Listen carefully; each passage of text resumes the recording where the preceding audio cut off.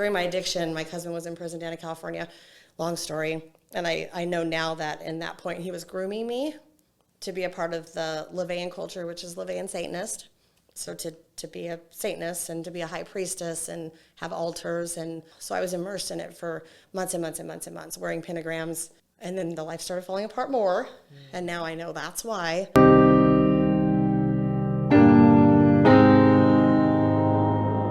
My name's Kimberly Allison, and I'm the case manager at Women at the Well Grace House, and this is my story. Who is Kim Allison? If I go by my testimony that I write, Kim Allison is a mother, a daughter.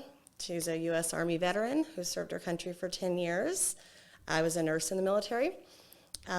She's a recovering addict. Kim today is pretty amazing, I will say, after trying to figure out who Kim is. I think I'm still trying to figure it out. Yeah. As your work colleague, I would agree with that. Kim today is pretty amazing. Thank you. Thank you. Kim, how was your experience growing up? My experience growing up was phenomenal. I have an amazing mom and dad that are still married. They just celebrated 54 years of marriage. Wow. I have an amazing aunts and uncles and grandparents. I really feel blessed that I grew up with I like to say a Leave It to Beaver style, like growing up, because a loving family. There was always empowerment, and my mom really pushed self-esteem with me, just great communication within the family. And we grew up mostly in Southern California. My dad was in the military also. So when I was born in Virginia. So after Virginia, I was 6 months old. We moved to Panama for a few years.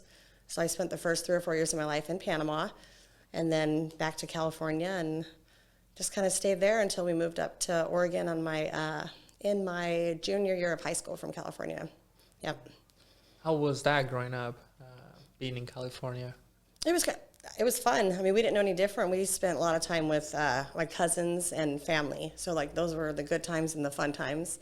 Was not having a bunch of friends over, but was spending family time with cousins and that kind of stuff. So it was a lot of fun. I mean, it's a lot of stitches and bruises. I was a tomboy. So yeah. Can you tell me more about that? Yes, listen, my mom was so glad that she had a daughter, and she tried for the longest time to have me in little patent leather shoes with the little dresses, and she'd be so upset. This is what my grandma and my mom tell me. She'd be so upset that I would go to school and I'd come back dirty, or I'd have holes in my little tights and stuff, and she'd be so upset because I wasn't acting like a lady. So then, after a while, my grandma just convinced her to let me wear overalls and shorts and just let me be a kid. But yeah, I preferred to be dirty and barefoot. Same with now. That's true. She doesn't wear shoes at Grace House. I don't. If I could be barefoot every day, I would. But you wear dresses now sometimes. Yes, sometimes. With no shoes. It's the truth. Kim, how were you introduced to the U.S. military? Growing up with my dad being in the military, ever since I was little, I love my dad. My dad is my hero. So I wanted nothing more than just to follow his footsteps. And I thought, I just want to travel the world, serve our country and heal people. And so once I did the early entry program. So when I turned 17, I was still in high school and I joined. So then once I turned 18, then I was able to go and go to basic training and do my advanced training.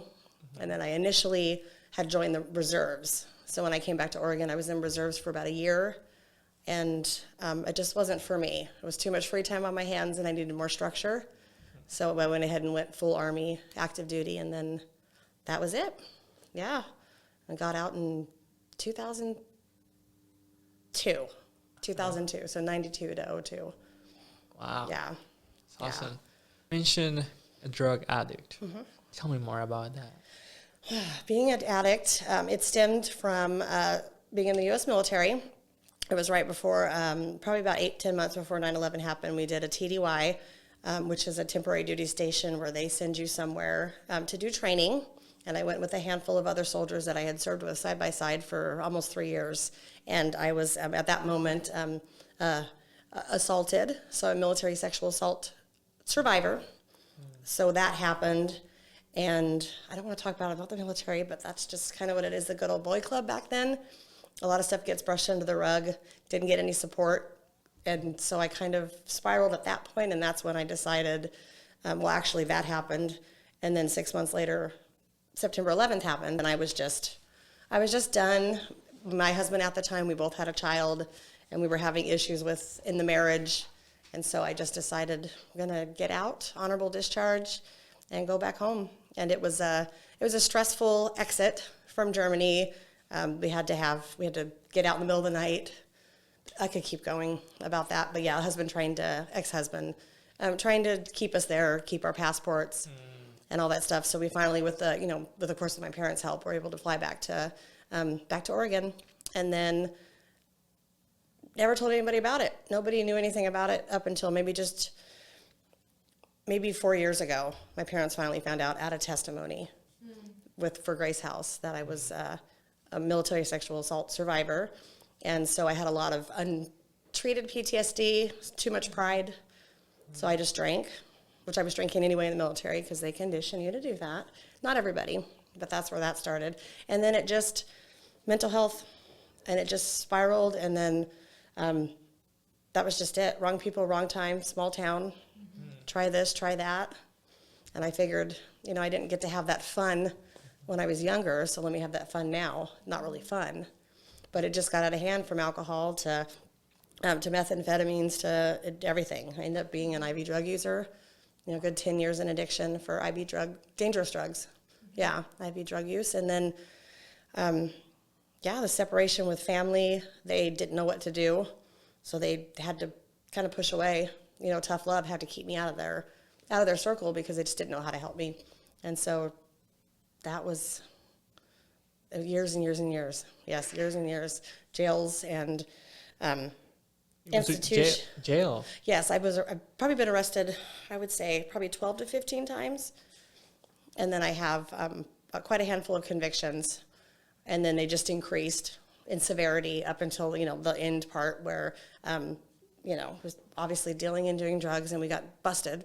So there was a drug bust, and that was the moment when they came in and, swooped me up with the dogs, put me in the jail. And For how long were you in jail?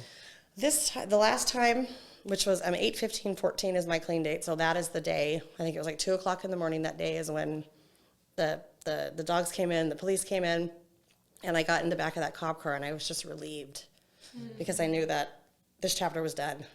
Like, I had no way. It's like so much pride that I had the resources where I could ask mom and dad for help. I could reach out to lots of options, but I just didn't want to take them. I guess I wasn't ready at that time.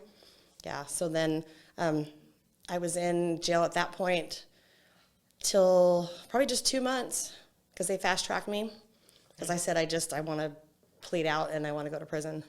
Yeah, so then it was, I think the middle of October, they shipped me up to Coffee Creek. I got 28 months with the guarantee of the 6-month intensive treatment program that they had at that time at Coffee Creek, which was Turning Point. Unfortunately, it's no longer there. And I was grateful. I mean, my inmate ID, they would make fun of me because I'd be smiling all the time. I was just happy. And so they would just think I was crazy, but I honestly feel like I was blessed to be plucked out of the situation because it was just a matter of time. It was a matter of any second, any moment, the next hit I do is going to kill me. Wow. Yeah.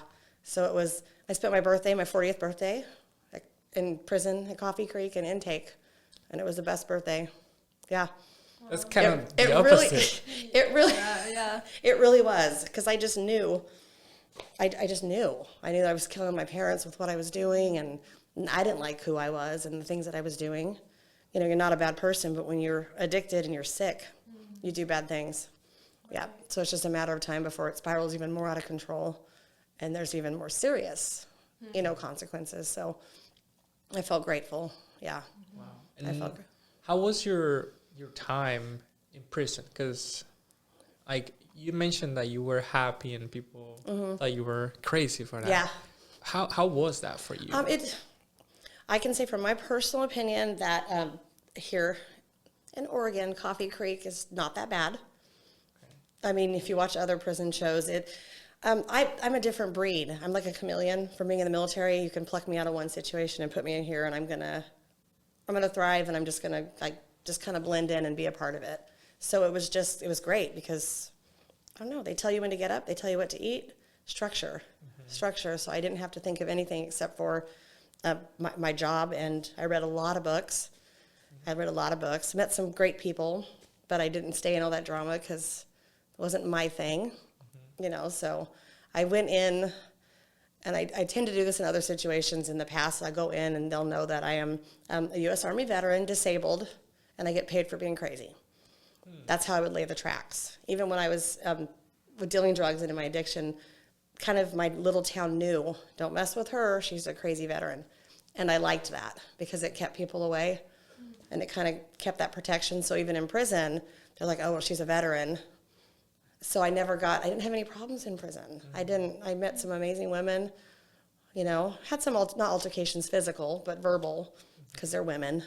Not saying that, probably should have said that, but. No, being in prison. In prison in general, and all the personalities and stuff. But I think from being in the military, I consider myself institutionalized because I've always, from the time I was 17, even younger with my dad, make the bed, this is dinner, it's all structured. And when I don't have that structure, obviously, and that's, yep. You mentioned you had a daughter. No, I have a son. Yes, okay. I am a daughter. Okay. No, I do. He is, I had him in 1999. I want to say, this is going to sound awful, I think he's 24 years old. And I had him for the first 10 years. And when I got back from Germany, we left from Germany, it was a nasty divorce. And so I had him, his dad wasn't, in the picture. So it just got like 9 or 10 years old. I just knew that my life was falling apart. And so instead of fighting and arguing with his father, we did a transfer of custody. So he went to go stay there because he could provide the private school. He was married, that kind of stuff. So I felt a guilt, obviously, and I couldn't parent him the way that he deserved to be parented. So I made the decision, and we switched over custody. And then I saw him once more when he was 11 and haven't seen him since or heard from him. Yep. That was very responsible. Yeah. It was very hard. That's what my mom said for the longest time, the most selfless thing I could have done. It's like I knew, because fortunately, he had not been exposed, fortunately. So sending him away so I could spiral and do my thing was better. Wow. Yeah, better than bringing him down with me, and especially small town. I mean, we're talking Dallas, Oregon. Not that I should have said that either, but very small town mentality. But I'm hopeful for that. I do. Yes, I would talk about hope, but I do. I rest on God's promises. Amen. That restoration will happen whenever it's going to happen. I just have faith that the older he gets or his significant other or whatever happens, that it will happen. You commented earlier how you're like a chameleon, and so in different environments you adapt. And then you kind of put on a front with the crazy veteran thing. And knowing you at work, I never once thought, oh, she's a crazy veteran. No, of course not. So tell me, how is that a part of your life anymore? Or I want to say no. I don't use that as the front. Like, this is who I am, this crazy veteran, and I've had issues. Now it's more of like a family joke, which is probably it's not good to joke about that, obviously. I do get paid for mental health issues from what happened in the military. But so it's not really the most proper thing to say, but it's kind of an inside joke now that me and my dad both are crazy veterans because we get paid for being crazy. So I don't hide behind that anymore, though. And I'm trying to be very mindful about my audience and when I say that kind of stuff because, But it seems like you feel you're more free to be Kim. Oh, yes. Yes, absolutely. I think for so long, I feel like once I got out and came to Grace House and found my footing after like 4 or 5 years, that so this is it. It's just putting the masks on and all those different hats and stuff. It's exhausting. So you kind of just have to go in and be yourself. So what changed for you?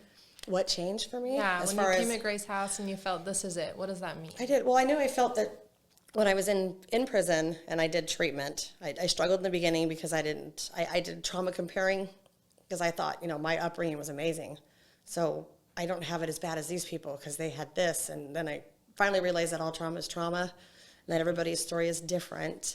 And then I started taking treatment serious with actually learning and looking inside and that kind of stuff. And then I was fearful to get out. So I got very lucky and blessed that a mentor at Coffee Creek was a partner with Grace House. and just hooked it up. And so when I released, I went right to Grace House, and that was just it. I knew the moment that I walked into Grace House, and I always say it's like a big hug. It was immediately comfortable, and I just knew I was home, and I knew I was never leaving. And I feel like that, and it's always changing, going from volunteer to this, and then being a part of other women's lives, seeing them flourish and change. It's huge. Yeah, I feel like it's my service work, my life's purpose, to constantly just to give back. That's so awesome, because that's like a 180. Yeah. Oh yeah. It's crazy. It is. Yeah, I think it's just kind of, for so long you grow up and, I mean, you can relate, grow up with the mom, you got to put together, and it's about appearances, and you just be a kind person. And, we at home talked about feelings and all this stuff, but, mom, behave yourself in stores and that kind of stuff. And now it's just, I don't know, it's good to be just free to be yourself. And yeah, I don't know, it's just great. And I don't think I would be this without everything else. Absolutely, yeah. Tell me more about that mentor. The mentor, yes, Miss Betty Howard, rest her soul. She passed away not too long ago. She is an amazing steward of God. She is from Salem Alliance Church, and she would mentor ladies that would go to a TNT group, which is the Transition and Transformation group at Salem Alliance Church. And so she would bring ladies to Grace House and do Bible studies and that kind of stuff. And my grandma, I remember her writing me a letter specifically in prison that said she's still praying for me. And at that point, I'm like, well, you quit praying for me because it's not working. Look where I'm at. Even though I was grateful to be there, I was still angry. Like, why is this happening? And all this woe is me stuff. And it was I think it was an afternoon. We weren't supposed to be out of the dorms. I was in the dorms at that time at prison. And so I left with another lady to go out to the soda machine. Like, we weren't supposed to, but we did it anyway. And across the way, Betty was going into a prison fellowship a church service, which took forever. The waiting list for it was so long. And she was mentoring a lady anyways. So she looked across the courtyard, and she goes, you. And so I ran over there, and she goes, you can come. I'm Betty Howard. They won't care. So I ran over there and talked to her, and she just said that she feels like the Lord sent her there for me. Wow. And I know that it's the webbing of it's crazy, because my grandma prayed that I would find peace in God in prison. And then Betty shows up, and then the waiting list for prison fellowship church service was like months and months long. She goes, no, come on. So I went right to church with her, and she told the guards, and then she says, I'm going to mentor you. And then that was it. Like 8-10 months of mentoring with her, and that was it. Got baptized on the prison yard in a bucket of water. Yeah, it was amazing. How was that? Coming to the Lord. It was crazy, because I wasn't baptized as a child. My parents were very strict religious, so my mom and dad both were adamant that they were not going to put that on me, and that when I got older, then I could make my own decisions as far as religion and that kind of stuff. So I had never been baptized, and I remember the feeling specific. It was freezing outside, and it's almost like a horse trough, like a trough of water with a little liner in it, and then you just tell your story. It was out of body. Yeah, it was out of body. It literally felt. I just felt different afterwards. I don't know how to explain it. I just absolutely just felt different. I don't think there's words to explain it. I just felt different. I felt like, okay, now this is good. Now we can start working on everything else. And I will say, whatever I can say is, prior to being brought to the Lord, I was on the left-hand path. So I had a great relationship with Satan at that point, if I can just talk about it. Yeah, tell me more about that. So I was on the left-hand path. I was groomed by my cousin, now that I know. During my addiction, my cousin was in prison down in California. Long story. And I know now that in that point he was grooming me to be a part of the Levian culture, which is Levian Satanist. So to be a Satanist and to be a high priestess and have altars. And so I was immersed in it for months and months and months and months, wearing pentagrams. He got me immersed in it. And then the life started falling apart more. And now I know that's why. And so I had the struggles. I knew that my grandma had found out, because she had found books. She had found all my Bibles. And she went nuts and went to the church. They burned them, and they had a whole thing about it. And so that's when the prayers started happening more. And I just know that now all because of that is what moved stuff inside of me. Does that make sense? Changed inside. And I felt guilty going to the churches until I talked with Betty or I talked with other ladies, and it was okay.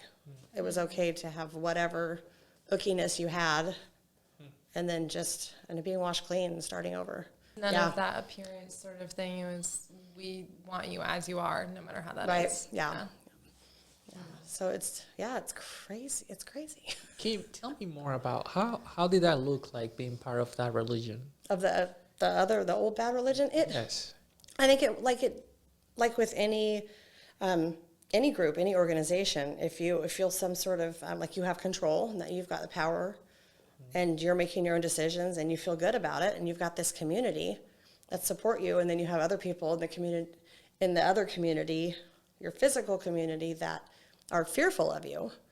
And so I think it ended up becoming a protection tactic, because it was by myself. And then when I became homeless and on the streets and that kind of stuff, it was one of those, even in the home, they're not going to mess with you. So I think I used it for both purposes. I didn't really get any benefit out of it. I think inside my soul, it was more of the shock and awe, I think. Yeah, that, and then being needed by my cousin who was in prison to do not good things for other people in prison down in California and that kind of stuff. So I just got swept up into that whole lifestyle of darkness where people don't understand and they stay away from you. Yeah, literally. Homelessness. Mm-hmm. Can you tell me more about that? Yes, it's crazy. Homelessness it's impacted my life in several different ways, either being homeless in abandoned houses, being homeless in a car when I had my car until the car was no longer, to being, homeless walking around the streets of Salem, hiding at some point, sleeping behind, dumpsters and bushes behind hotels on, I-5, or loitering and that kind of stuff, and stealing, boosting to get money for the drugs, and then stealing to get the food because you're hungry. It's just a constant, but it was all of my own making. I mean, I had plenty of opportunities to either go to treatment. I had 2 great opportunities through the VA to go to intensive treatment and do a whole year-long treatment program, but I wasn't ready. And I didn't realize I wasn't ready until way later, that's why I didn't do any of that stuff. So, yeah. And then homelessness, it's awful and it's miserable. But again, I'm not going to, I shouldn't say any of that. Yeah. No, it's awful to be home. But you just kind of do it. It's just weird.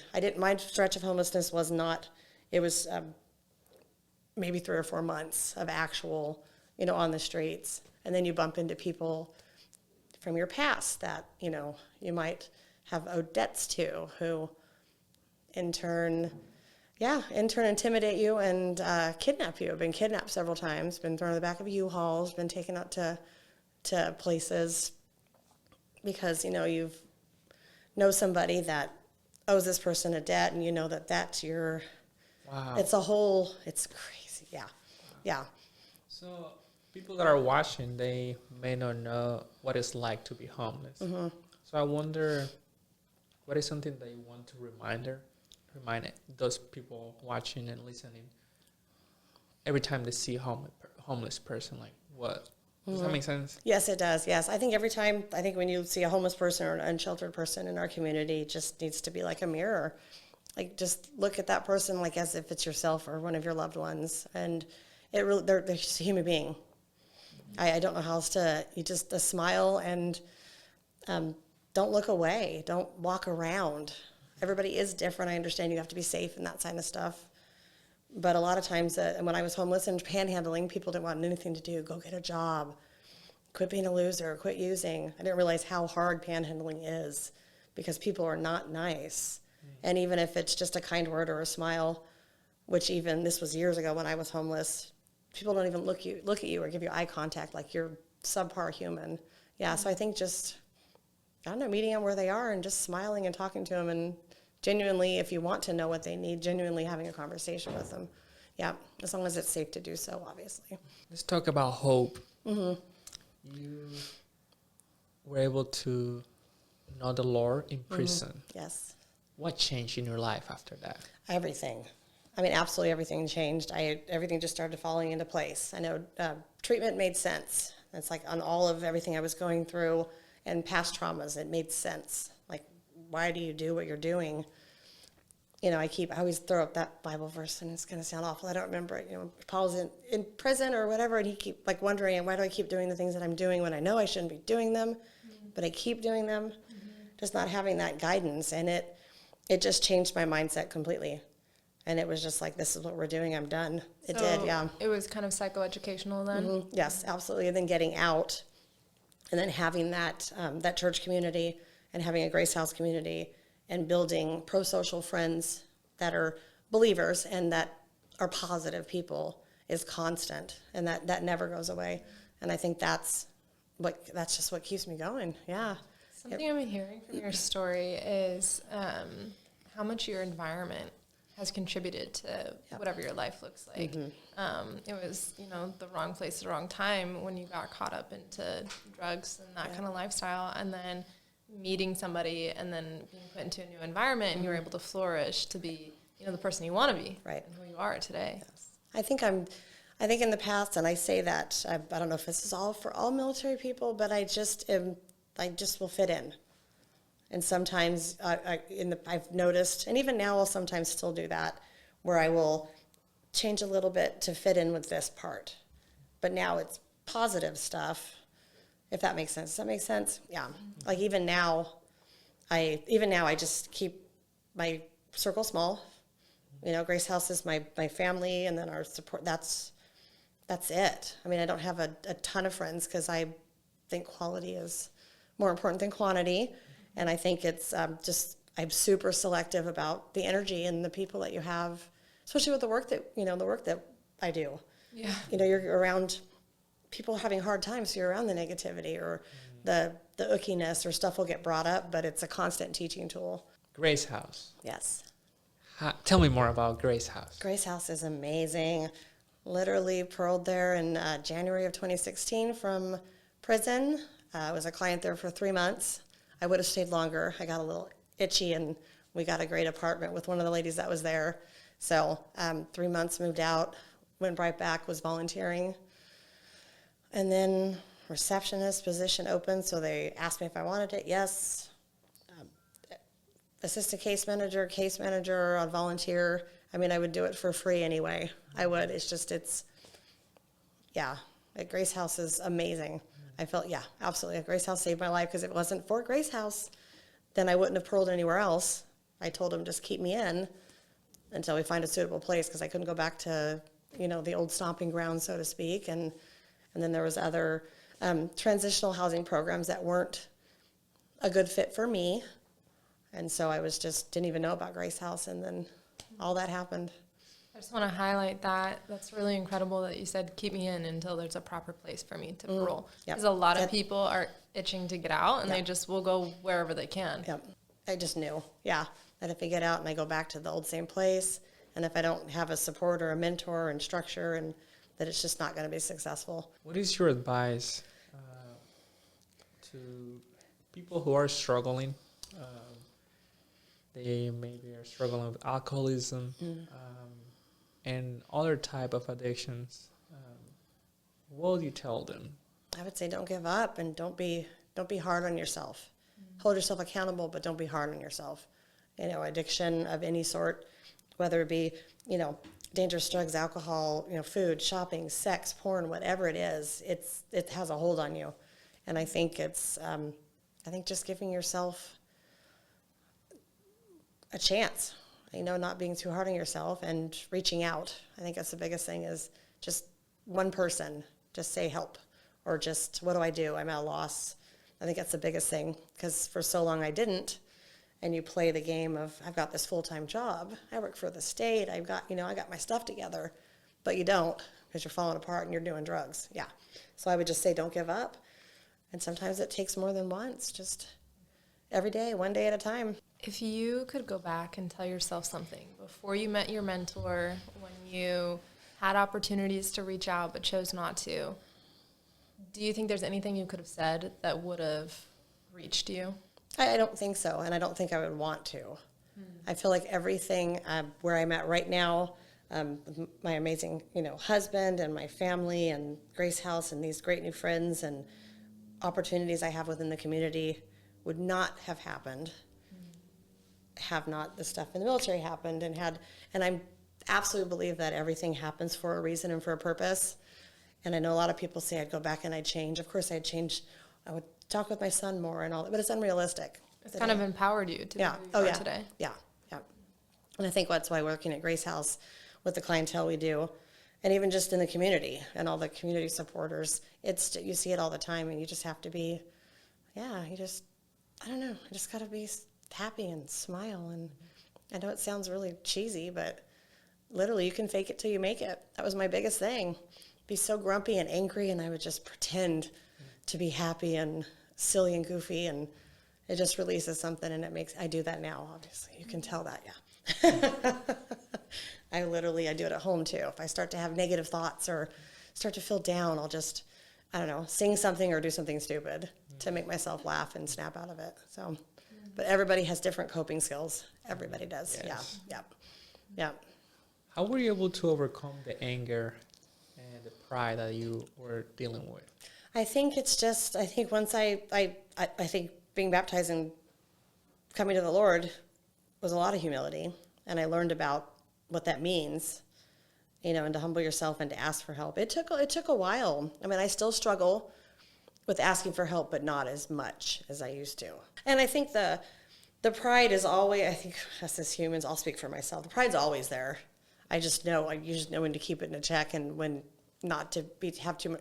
I think it's just always there.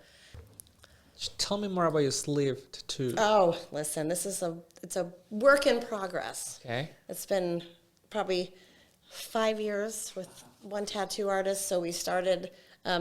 This was my arm. So I lost scar tissue here from doing IV drug use. So I always had a goal of just making this arm beautiful. I don't know. We started with the flowers, different birth flowers, and then I struggled with the background. So this is, I love the sacred geometry, flower of life. Everything's been, researched and it's appropriate. So I don't know. I just love it. I just love it. Tattoos are my therapy, ink therapy. It's true. I see in our work calendar, she's got her tattoo therapy appointments. It says ink therapy, yes. I do regular mental health therapy too, so. That's good. Well, Kim, just to finish, what would be your last advice to all those people that are listening and watching? Oh, God, just love yourself. Just love yourself and love others. Just be a good person. I don't know. I don't know. That's a tough one. What advice? Lots of advice. Don't be an asshole. And don't be a dick. I mean, I don't know what. Yeah. It's so simple. Just be a good person. Be a nice person. Smile. Say thank you. Say please. I don't know. Don't give up. Give someone a hand up sometimes. That doesn't mean you have to give them money or. I was just going to say, I think it really is that simple, like even in counseling, like why does that work? Because you're being genuine, because you're loving another person. That's it. Yep. And that's what makes Grace House work too. Like we love every lady there, and I know you do, and I see that in you every day. So I think it's super important to be transparent and vulnerable, no matter what job you do and no matter who you're around. Yeah. Kim, thank you so much for coming and sharing more about your story and what you're doing. And we're very happy to have your energy around. And it's powerful. So thank you so much. Thank you so much for having me.